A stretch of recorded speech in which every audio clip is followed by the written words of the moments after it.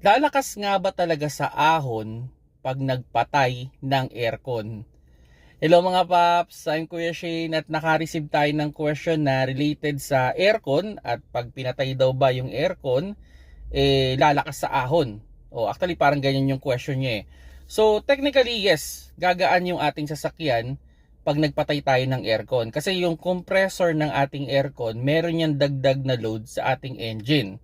On the idea, pag nagpatay kayo ng aircon at inarangkada ninyo yung inyong sasakyan, para kayong gumaan ng isang tao. May ano lang yun pero depende rin kasi yan sa sasakyan. Sa mga kotse na medyo malaking makina, hindi nila masyadong ramdam na yan eh. Pero doon sa mga kotse na may maliit na makina, ramdam nila yan, yung parang biglang lumakas yung arangkada ng sasakyan o mas naging aggressive yung sasakyan.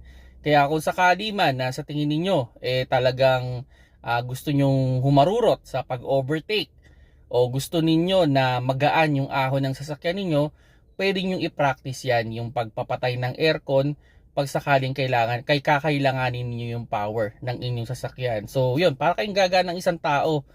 Sige, parang kalahating tao, gumaan kayo ng kalahating tao.